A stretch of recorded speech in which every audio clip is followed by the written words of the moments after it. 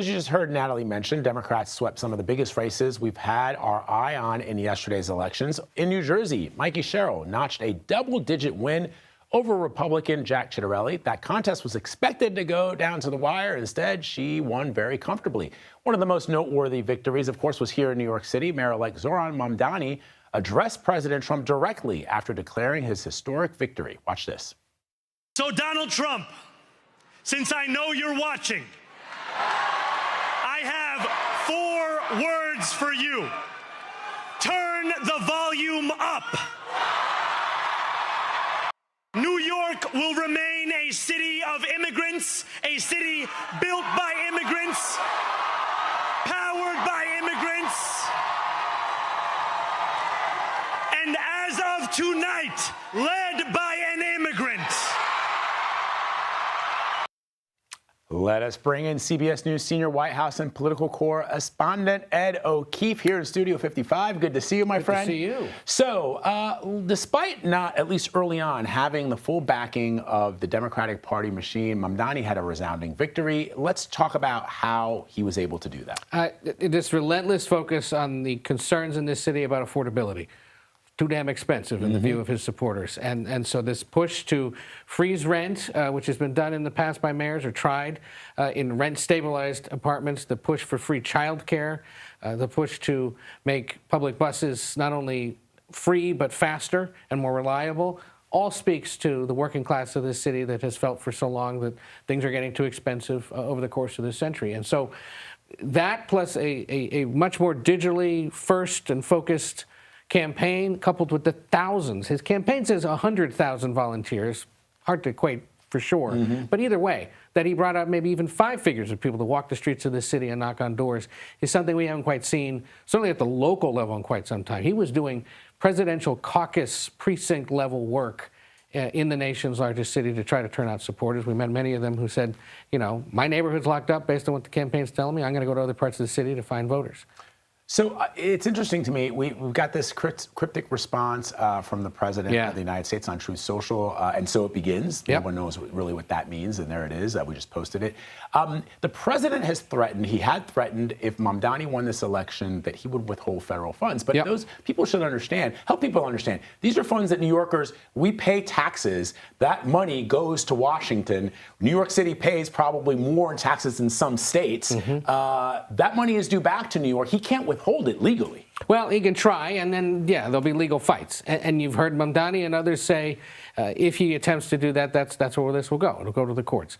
It's not only concerns that he might withhold federal funding for transportation projects, for education, for housing, but that he might try to do in New York what he's been doing in Chicago, Los Angeles, Portland, Memphis, sending in the National Guard, stepping up ICE enforcement. You've not seen that much of it here in New York so far, and there's growing concern that that's exactly what the president will attempt to do. Remember, you think to yourself, why does he care? He was born and raised in New York, so he has a personal interest and concern in the future of the city. Many back in the day had suggested he should have run for mayor at some point earlier in his career. So this one will be one that he pays attention to. The other is the fact that you've now seen arguably one of the most left-leaning Democrats elected to a major position of political power in this country in quite some time. It'll be a convenient foil for a president who could use one. Let's talk about New Jersey and also even Virginia, where you've got these 2 moderate Democrat women who are now governors of those states. And I found it interesting in just looking at the data that Mikey Sherrill did much better in certain districts than even Kamala Harris did. What does that tell you, and what should that tell Republicans? Tells you there's a big bunch of persuadable voters out there that were persuaded by Donald Trump last year. They didn't like what they were seeing, so they swung back to the Democrats.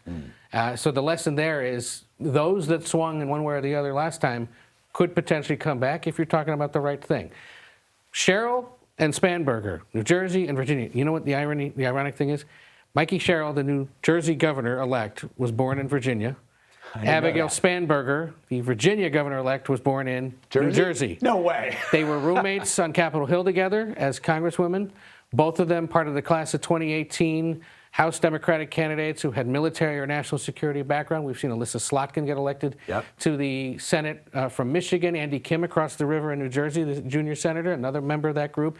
They went out and found these national security veterans to run for office, many of them now seeking higher office. Both of these governors, should they be successful, should they be seen as someone who was able to turn their state around and keep to their promises, will be talked about in the future as potential national candidates or in someone's cabinet down the line. But both of them also, like Mamdani, talked about Trump, but talked about the concern with inflation and the economy. Yeah. That double-edged set of attacks worked, as it did back in 2017 for Democrats, yep, and as the inverse can happen with Republicans. These off-year ones are often a reaction to whoever's in the White House and can help a party sort of start to fine-tune what it is they got to do ahead of next year's bigger elections. Yeah. And I think the takeaway for Democrats is if you focus on dollars and cents, whether you're a socialist or a moderate down in Virginia, you can find a way to do it. Yeah, I think it's fine. I think it's really interesting. James Carville, I think it was James Carville who last night said, up until last night, everybody, we, the national media, were talking about the Democrats. They've lost their way. They're in the desert.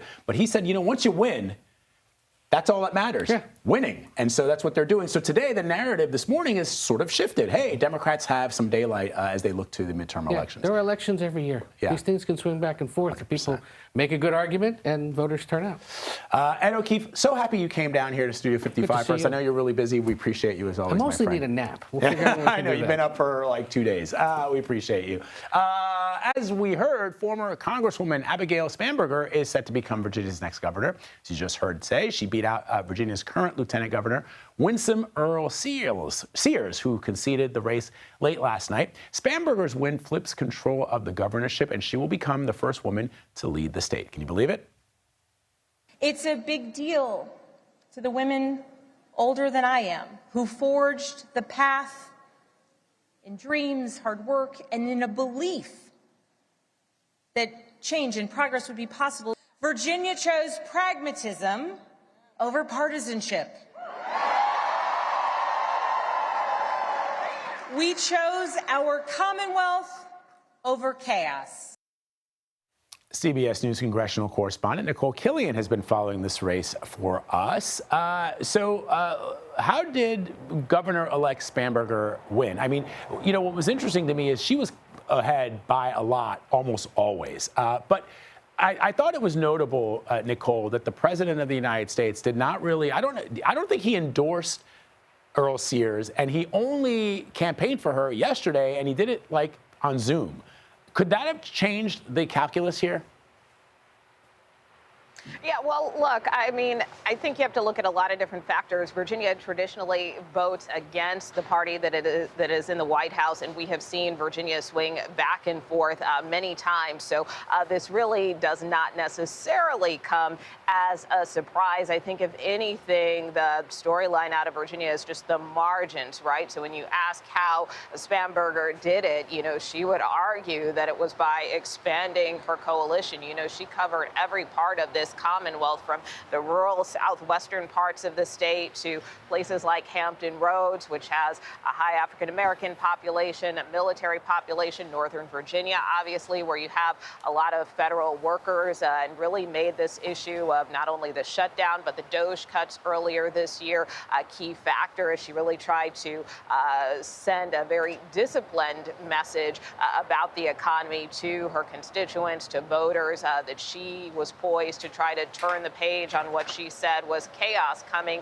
out of Washington. So that really was part and parcel of her strategy. And as a result of that, we saw a wide sweep across the Democratic ticket last night. It wasn't just Spanberger that made history last night, becoming the first female governor here in the Commonwealth, but also Lieutenant Governor Ghazala Hashmi, now the first Muslim woman ever to win a statewide election in the country. She too won her race. And then, of course, Attorney General candidate Jay Jones, who was embroiled in a controversy over these violent text messages that emerged from 2022, where he fantasized about killing a Republican lawmaker here in Virginia. He apologized for that. But even that race wasn't as close as people thought. People thought that ticket would be split, where you may see Spanberger win, but maybe the current Attorney General, Jason Miyares. That didn't happen. Jones was victorious, and he said last night that he doesn't take that victory for granted, also becoming the first Black Attorney General in the Commonwealth as well. All right, Nikole Killion for us breaking it down. Thank you, my friend. Appreciate it.